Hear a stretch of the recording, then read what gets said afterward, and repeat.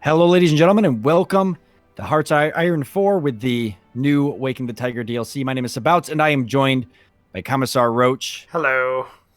And we're here. We're playing a co-op gameplay, actually, mainly because I am completely noob at this game. I have no idea what I'm doing. I mean, I've watched a little bit of videos, and I did do the Hearts of Iron 4 stream with you a little bit. Yes, we Probably a did. couple weeks ago, was it? Almost a month at this point, probably. Wow, It's the actually, it has been that long. start of February. Start of February. February. Yes, exactly. And I played as Italy. I didn't do very well. I was fighting the Ethiopians, and I was losing for a little bit. I started to turn it around. You did okay. It was for never having played the game before. Exactly. I stand by my defense that I was just trying to create a historical world where the Italians won a couple years after they actually historically won. Yeah. But yes, we are playing Waking the Tiger, which is I wouldn't say it's on par with Apocalypse in terms of the amount of changes it makes to the game, but it's somewhat close. There's been a lot of quality of life changes and changes to the way leadership, command, and production work in the game. So yeah, we'll be going over those when those come up. But I guess since you've never really played that much, you've played maybe an hour or two, 3 hours maybe total. That's been maybe basically the stream. So yeah, we have to get our start done. So we have a lot of things in the top of the screen to choose from. So let's go to our research first off. And you can click those to go to your research tab. And we have, as Germany being a major nation and a fairly well-off major nation, we get 4 research slots off the top. So, which is awesome. Yeah, so I'm going to suggest we take up, first things first, on the infantry tab in research. There is a support weapon above the Gewehr 98. Yep. Which is it's a 1918 era, so we picked that one up. We won't have any delays because of ahead of time penalties. It's only 148 days, and it provides a lot of bonuses to our general infantry units. So I think that would be a good choice for us to take right off the bat. I agree. So we'll be taking that. Next thing is in the engineering tab, which is the second to last on the right. This is where things like radar and encryption and decryption and atomic research and all that kind of stuff is at. There's a basically required tech that's electronic mechanical engineering, which gives you a plus 2% or a negative 2% to research time. So it quickens research up by 2% total for 100 days of research, which is perfect. So I think that's a good second one to pick up. Absolutely, I agree with that. Yeah, and in our industry tab, we have 2 techs immediately that we should take. One of them being basic machine tools, which increases our production efficiency cap by 10%. So basically, how efficient our factories are at building what they build. Fairly no-brainer there. And construction 1, which increases our speed of repair and construction of our factories in our nation. Which is good, because we need more factories to build things to shoot people with. Nice. Good way to put it. So that's our research. So we have 4 researches going on right now. A couple of them will finish at the same time, and we'll have mechanical engineering first. It's a good starting round of technologies. And the next thing we have to do is go to our civilian factories, our free civilian factories, which is the little factory icon at the top left of our little pop-ups icons in the center of the screen. Oh, we actually own 32 factories. Own 32, yes, but we're using one of them for imports. So essentially the production from one of those is going to another country in terms of what we trade to them. Now we can actually see the country that's going to? Yeah, we should be able to. That's if we go to our trade tab, we are currently importing tungsten from Sweden. So we're getting 8 tungsten from Sweden for 1 factory, which is fairly good. But we have 31 factories to use on building other factories. So normally what I like doing is I like having a good base of civilian industry, because more civilian factories, basically civilian factories are used to build everything else on this tab. So the more you have, the more things you can build at a time. Okay. And it takes, every build slot uses 15 factories at max. So if you have more than 30, or if you have 30, you can have 2 things going concurrently, and you have more of those, in blocks of 15, you get, more things building concurrently. Yeah. So what I'm thinking is we build, let's say 2 civilian factories on our coastline to the north, or 1 civilian factory in Windsor Ims, I don't know how to pronounce that, and 1 in Hanover. Oh yeah, I'm gonna butcher all the pronunciation of these. You're gaming with me. I'm gonna screw it up so much more. Oh, God. At least I'm not the only one. And I think also 2 in Wurttemberg as well. So we max out the. So anybody who's German watching this is gonna bleed from the ears. We're sorry. We're sorry ahead of time. And that's 4 factories extra, which is pretty good to start off with. And then awesome. Bolster that a little bit more with a couple of military factories. You can see where I'm placing them, right? Like if you're on the same tab. Yeah. I'm actually. Yep. I'm hovering over them on the tab. Okay. So yeah, and you're putting the military all along the border there with France.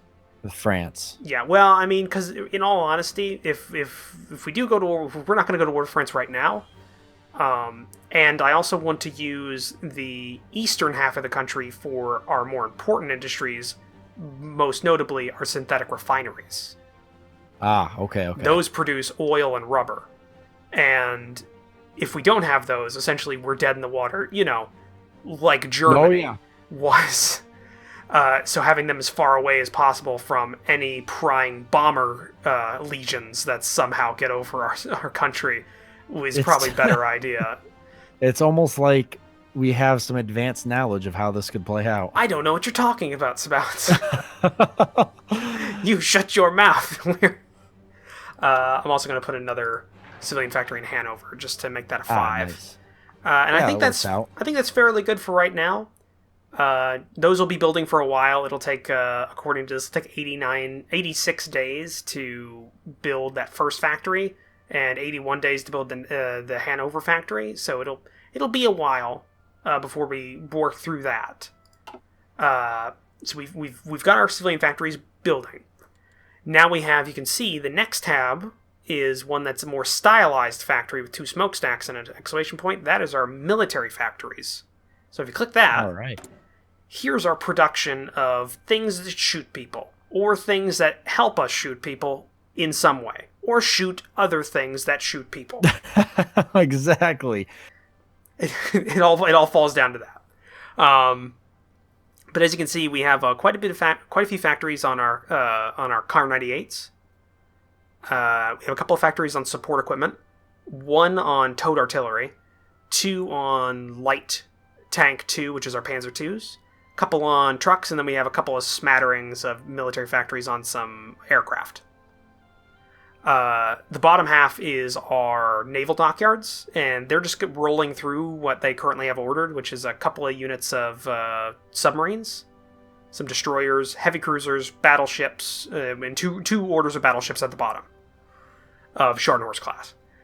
We don't need to worry about our naval right now, because we're Germany in 1936. So yeah. That's not going to really play that big of a part. Who knows? This early on. We'll go into that, because we haven't shown any of these people the new focus tree yet, because there's some things dealing with that. Exactly. But where do you think we should focus our spare... We have 8 spare military factories to put on the line. So where do you think we should put them? Yeah, so I was actually looking at it. I was thinking maybe a little bit more in towed artillery. And you can back me up if you think it's a good idea or bad idea. I do think that's a good idea. Towed artillery is the backbone of a military in this time period. Technically, it's still a backbone of military in today's time period as well. Yeah, artillery is a big deal. Yeah, artillery wins wars. What's that quote? It's infantry win battles, tanks win... Or no, it's infantry win firefights, tanks win battles, artillery wins wars.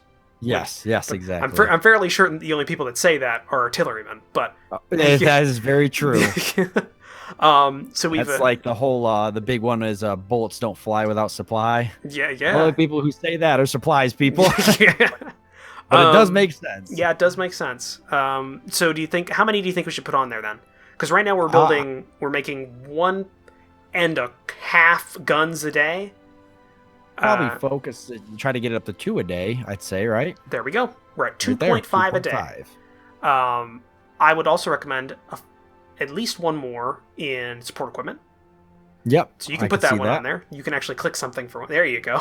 Nice. I'm helping. First click of the game. And now we have the rest to go to. It's up to you. Do we want to be? Do we want to focus down on tanks, or do we want to be more motorized? Do we even care about that, or do we want to be more conventional? I'm kind of thinking tanks. Tanks and stick with normal kind of meat infantry instead of motorized infantry. Yeah. Okay. Yeah, we can. I think tanks and regular because motorized infantry. Well, it depends. I mean, some motorized infantry get negative penalties through moving through mountains and rough terrain. Yeah, but most people do unless they're mountaineers or engineers. Okay. It's mostly the motorized are faster. Okay. They're significantly faster than normal infantry. But if we focus on motorized, it might cripple us a little bit if we want to go tank heavy. True. Well, I put 2 into tanks. We're building about 1.25 Panzer IIs a day. I don't know how they equate that, but that's what we have. Nice. You can also see there's symbols at the bottom of each of these little pictures. Like the tank has 720 with an up arrow. It's currently all the production is going to upgrade the current stock of tanks. So there's probably about 720 Panzer Is in the army. And these are replacing the Panzer Is currently deployed into Panzer IIs. So they'll actually get replaced automatically across the map, essentially, without us having to intervene with that. Yes. And then the Panzer Is go into our reserve. So we can still utilize them. Yeah, if need be, we can tap into those resources, or we can convert them into things like self-propelled artillery or self-propelled anti-tank guns, things like that, mounted on the chassis. Okay. But you see there's another symbol next to the Opel Blitz below it, and it's got a warehouse next to it. So we have 2. Yep, I got it. We have 2 trucks in the entire country that are not being used right now. Oh my. So if we lose 2 trucks, then we're kind of in a deficit. So I'm going to put one in there, so we're at least building almost 3 a day. 2 whole trucks just in a warehouse somewhere. Somewhere in Berlin. Just these 2 trucks. Yep. And you can see below that is our 3 aircraft production lines. We're building Bf-109s, Junkers 87s, and Heinkel 111s, which are respectively fighters, close air support, and tactical bombers. Yep. So we could. I mean, we're building essentially not even 3 fighters a month at this point. Aviation's going to be pretty important, I'd say. I mean, air we have support. 2 spare factories. So should we focus on close air support and fighters, or just go all in on one of these? I'm going to say probably split it up, right? Close air support and fighters. Okay. Both are probably equally important. So we're making about one a week. Controls the skies, controls the war, or controls the battlefield. Yeah, we're making about 1 a week. Now, that does go up as time goes on. Like, we're getting that tech basic machine tools, which will increase our production efficiency cap. So right now, our cap is at 50%.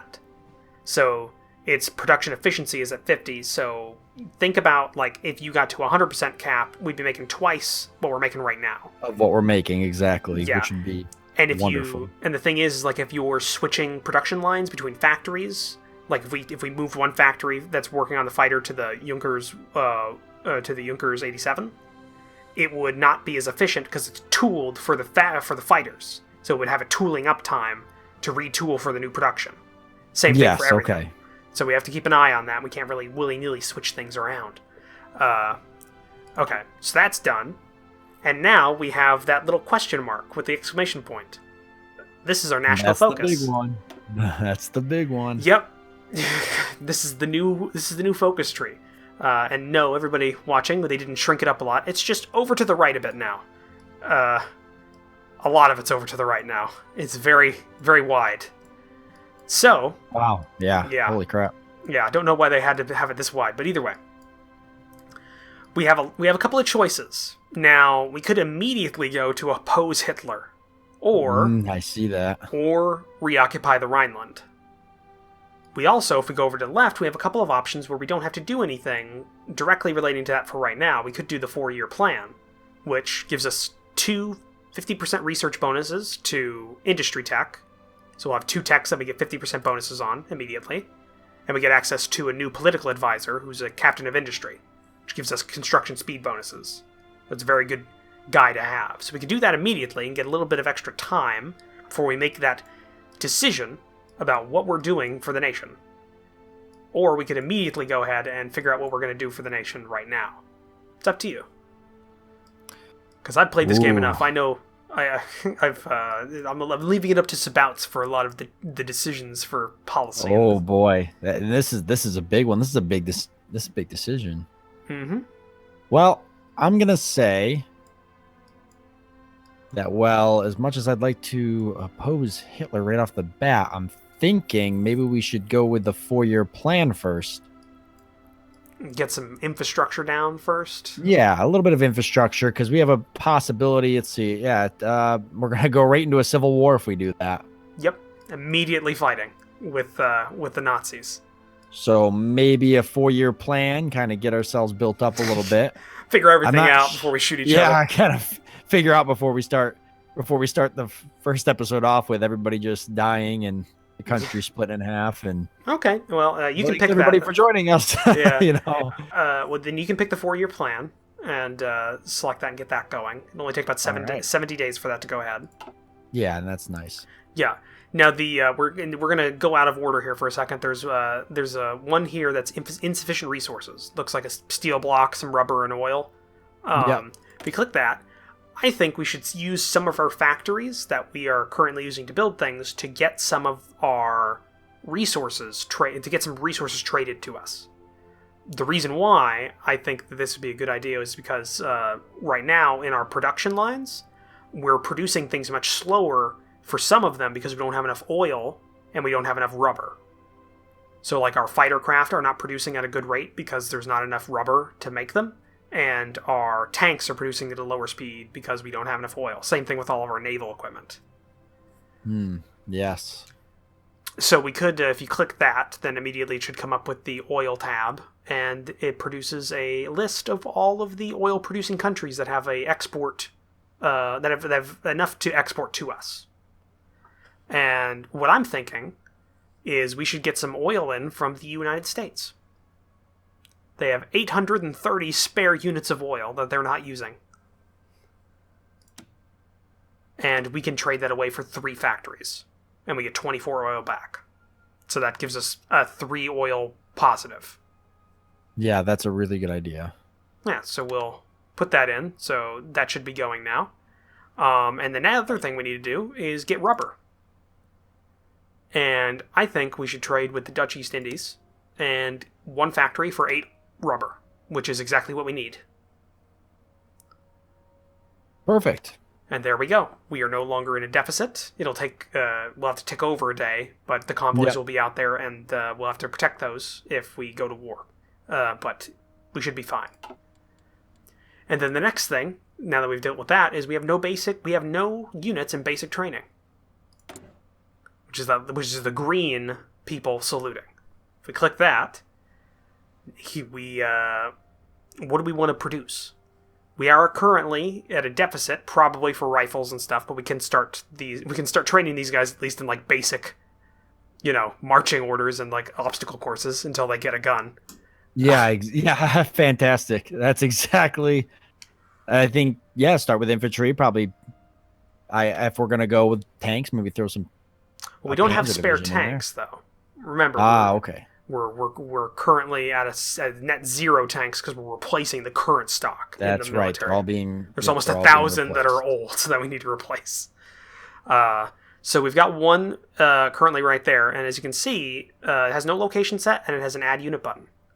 If you click the add unit button, it adds it to the current order instead of making separate orders for different like classes, so it'll all be in the same class, and they'll train together.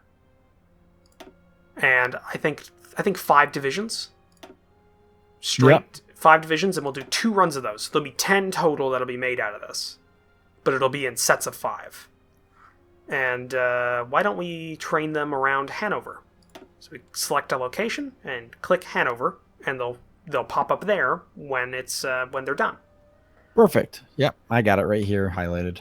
Nice. There you go. And those are good. I don't think we need anything else, really. We don't have enough spare trucks for a motorized division, and no spare tanks for panzer divisions, and we don't really have enough spare infantry equipment for Kabugsjägers. And the cavalry is, well, it's cavalry in 1936. So, yes, we're not really as concerned about that. Yeah. So I think that's good. Right now, we can look to our current military situation.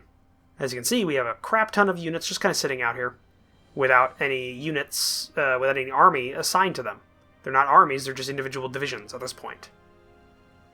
So why don't we make them into armies and show off the new command system in the game? There we go.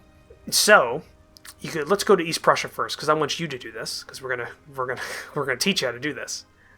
In East Prussia, there's currently 3 infantry divisions, 1 cavalry division. So if you drag box and select them all, all right, got them. At the bottom of the screen in the center, there's a silhouette of a man wearing a beret with a green plus mark. Yep.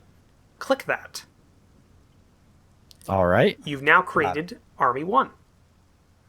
And in the top left, you can see there's a click to assign, again, at another man with a beret silhouette. If you click that, it will show the commander's pool and what we have available to us. This is different. Yes, it is. Now they each have different skill levels for different types of things between, I think, supply, planning, defense, and attack is their 3 stats. And if you click the details button on any one of these guys, they now have a trait tree that they can get. And these cost a new resource called command power, which is the red phone, to buy these when they unlock them and the ability to have these traits. But they can go down these trees and they got some really interesting kind of builds you can have out of this, and they also have terrain traits off on the right side. But either way, we want to have it's a small army of only 4 divisions, so we don't need a tier 4 general to command these guys. So if we go all the way down to the bottom, we have 1 tier 1 general, which is General Frederick Paulus. You can click him, and that will assign him to the army. There you go. There he is. So now he is assigned to the army, and they need a front line on the Polish border. So do you know how to make a front line? I do. Yep. I think I do. We're going for it now. Okay. Yes. There it is. Nice. There you go. Now there is one other thing, and I'm going to do this because I'm going to do this. I'm going to select everybody in Eastern Germany, make a new army. I'm going to put this under the command of General Edward von Kleist. So they're now there. And I'm also going to make them have a front line on Poland. But you can see now there's a thing to the left of both of these portraits that is has a green arrow next to it, and it's Create New Army Group. So if I click this, I can assign a high tier general, and I'm going to put Walter Model there. And I'm going to select your guys that you made and right-click them into this army group. And now you can see these 2 armies are under the same general. Wow. So now you can assign. Now you have like overall commands you can give to everybody, and the general will pass on traits down the line. So you can have like compounding traits that give you better defense or attack or whatever. You can really, that gives you a lot of ability to kind of, I guess, play the game you want to play in terms of leaders because there's a lot of different combinations you can take advantage of. Yeah, if you wanted to have like a guy at the top with a really good supply throughput, or a guy that had like a logistics wizard or something like that at the top, he could pass that trait on in a bit of watered down form, but pass that trait on to multiple armies below him. Yeah, that's pretty cool. Yeah, because generals only get so many traits. A real chain of command. Yeah. Love it. Well, I mean, it's still pretty muted from the original, from the chain of command system inside of Hearts of Iron 3, but whatever. I'm not judging, except I am. Yeah. A for effort. They're getting there. Yeah, kind of. Baby steps. I'll give them credit when I feel like they deserve it. And I'm just going to assign a certain general to these guys. And I made a Western army just to do that. And hey, it's the end of the video. It is, and that's a good place to actually end it. Yeah, all the pre-game is done. we can actually... We're all set up. We're ready to unpause the game next episode. Yeah. This is nice, though. Well, I guess we'll go ahead and cut it off here. And thank you guys for joining us for this one. As you can see, everybody's going to learn a little something, even if you're a Hearts of Iron 4 veteran. Hopefully you've learned something. You've taken something from this video. Obviously, I know I've taken a lot from it, and I know that there's a lot of my viewers will probably take a lot from it too, because I've yet to cover this on my channel. But thank God I got you here, Commissar Roach, because I'm doing my best. I hope you got a strong back. That's all I have to say. Hope you got a strong back. But yeah, so thank you everybody for joining us. I hope you guys enjoyed it, and we'll see you in the next one.